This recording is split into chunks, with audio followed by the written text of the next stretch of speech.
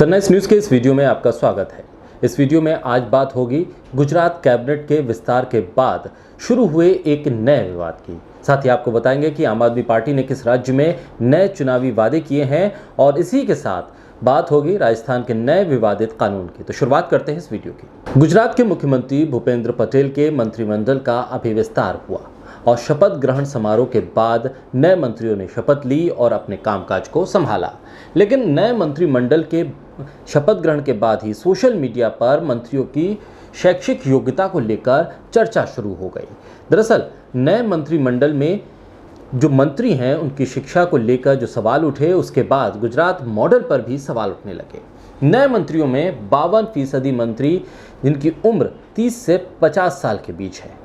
कहा जाए तो नया मंत्रिमंडल अपेक्षाकृत युवा है, नए लोगों को शामिल किया गया है। लेकिन 52% मंत्री कक्षा 12 से भी कम पढ़े हुए हैं, यानी 12वीं पास भी कम मंत्री हैं। 52% मंत्री ऐसे हैं जिनकी शिक्षा 12वीं क्लास से भी कम है। मुख्यमंत्री भूपेंद्र पटेल की सरकार में 15 मंत्री ऐसे हैं जो ग्रेजुएट भी नहीं हैं, यानी मंत्रिमंडल के 60% मंत्रियों ने अभी कॉलेज तक नहीं देखा है। और वहीं भूपेंद्र पटेल के मंत्रिमंडल में खुद मुख्यमंत्री सिविल इंजीनियर हैं, उनके पास डिप्लोमा है इंजीनियरिंग का। लेकिन मंत्रिमंडल के 11 सदस्यों ने कक्षा 8 से 12वीं के बीच की ही पढ़ाई की है। कैबिनेट मंत्री बने लिबंडी से किरीट सिंह राणा, गढ़देवी से नरेश पटेल और असावरा से प्रदीप परमार कक्षा 10 तक की पढ़ाई करे हुए हैं, यानी 10वीं पास हैं। वहीं 3 बड़े मंत्रियों की शैक्षिक योग्यता एसएससी यानी 10वीं कक्षा से भी कम है। सूरत के मजूरा विधानसभा से आने वाले विधायक और राज्य के गृह राज्य मंत्री बने हर्ष सांघवी और कपराड़ा सीट से विधायक जीतू भाई, जिनकी शैक्षिक योग्यता 9वीं पास है और ये मंत्रिमंडल में अहम पदों पर इस वक्त अपनी जिम्मेदारी को निभा रहे हैं। राज्य मंत्रियों में से ओलपाड से मुकेश पटेल ने कक्षा 12 तक की पढ़ाई की है। वहीं राजकोट से अरविंद रेयाड़ी ने अब तक 9वीं तक की पढ़ाई की है। यानी मंत्रिमंडल के जो मंत्री हैं उनकी जो शिक्षा है उसको लेकर जो सवाल हैं उसकी कतार में नाम की फहरिस्त लंबी होती जा रही है। महुआ से आरसी मकवाना, कतारगाम से वीनू भाई मोरडिया ने 10वीं तक की जो कक्षा है वहाँ तक की अपनी पढ़ाई पूरी की है।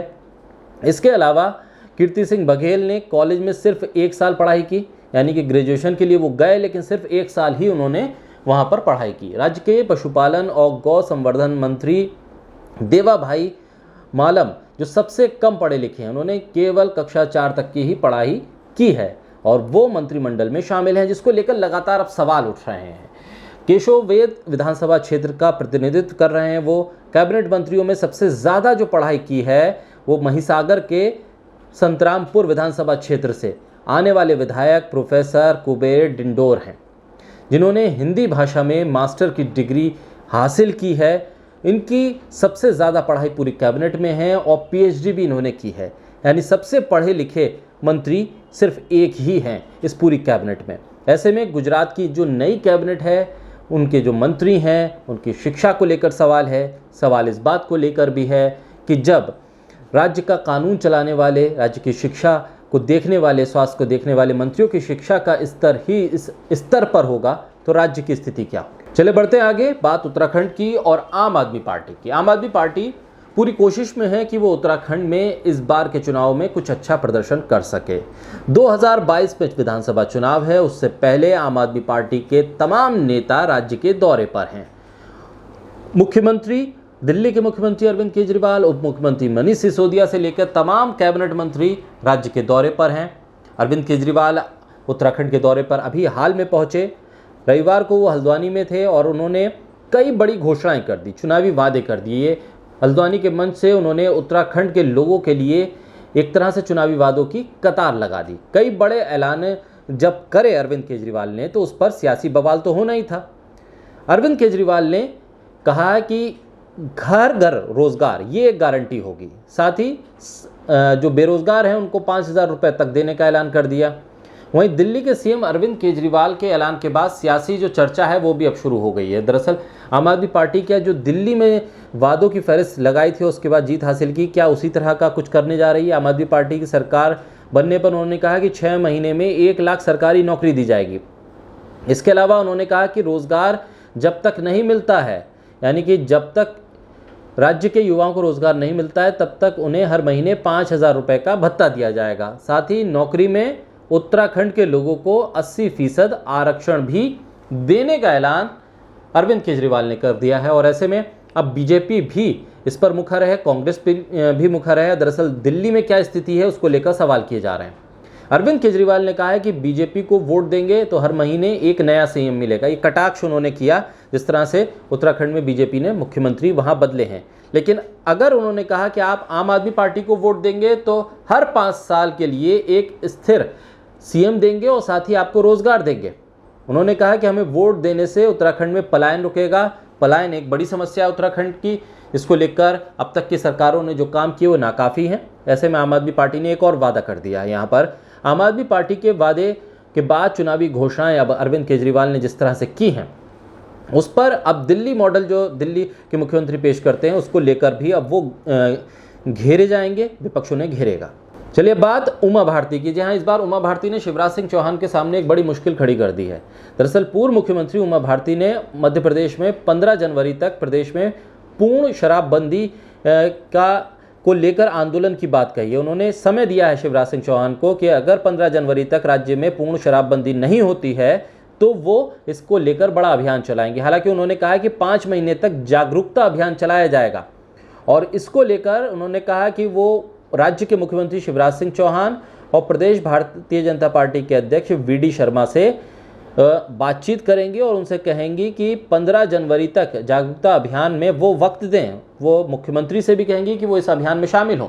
लेकिन उमा भारती ने यहाँ साफ तौर पे ये कहा कि अगर इस अभियान से काम नहीं बनता है तो जोर ज़बरदस्ती करके शराबबंदी करवाई जाएगी। इस अभियान के तहत शिवराज सिंह चौहान को एक तरह से घेरने की रणनीति माना जा रहा है, क्योंकि इससे पहले भी उमा भारती ने शराबबंदी को लेकर राज्य में आंदोलन चलाया था। उमा भारती का ये कहना है कि अगर जागरूकता से काम नहीं चलता है तो इसे बलपूर्वक ही लागू करना होगा और शिवराज सिंह चौहान को और इस पूरे मुहिम में न्योता देना साफ है कि वो ये चाहती हैं कि शिवराज सिंह चौहान इसमें हिस्सा लें और अगर वो किनारा करते हैं तो उसका सारा आरोप शिवराज सिंह चौहान पे जाएगा।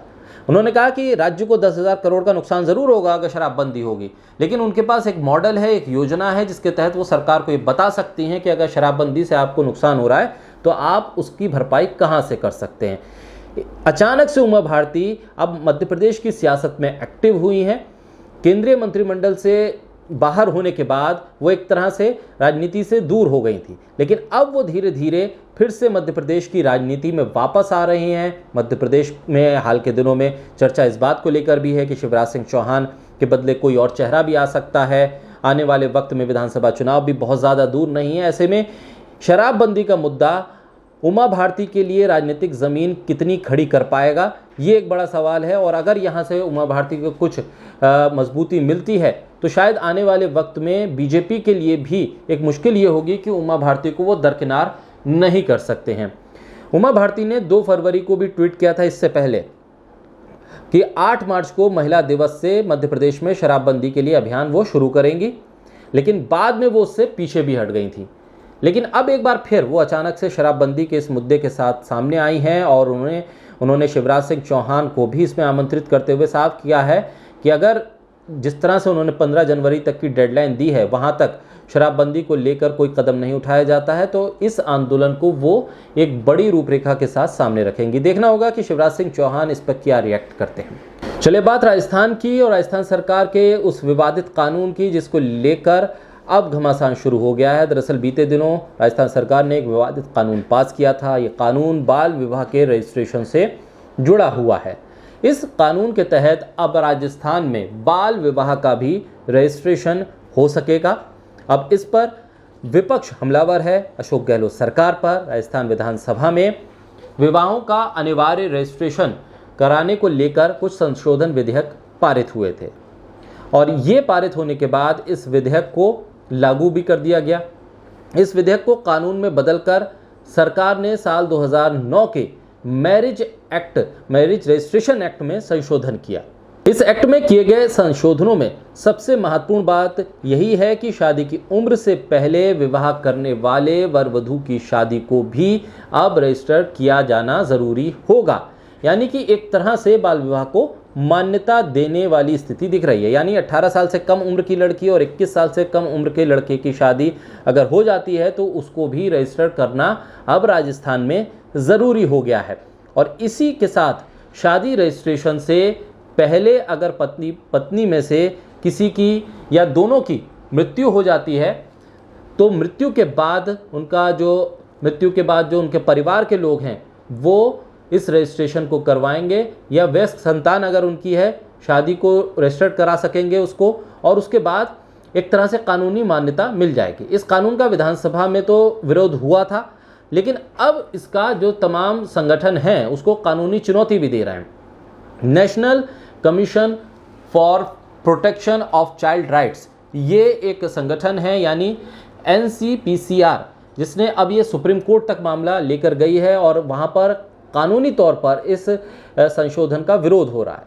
राजस्थान के इस कानून को रद्द करने की अब मांग उठने लगी है और इसको लेकर सुप्रीम कोर्ट में जब याचिका पहुंची है तो विपक्ष भी अब हमलावर है। हालांकि विधानसभा के भीतर इसका विरोध जरूर हुआ था, लेकिन सरकार ने इस संशोधन को पास करवा लिया था। अब NCPCR भी अब सुप्रीम कोर्ट में एक पार्टी बन गया है और इस पर अब घमासान होना लाजमी था। बाल विवाह रजिस्ट्रेशन पर अब अशोक गहलोत सरकार घिरती नजर आ रही है। देखना होगा कि कानून के रास्ते से दरअसल अब इस संशोधन पर क्या कुछ बदलाव होते हैं और सरकार किस हद तक अपने हलफनामे में इसको जस्टिफाई करने की कोशिश करती है।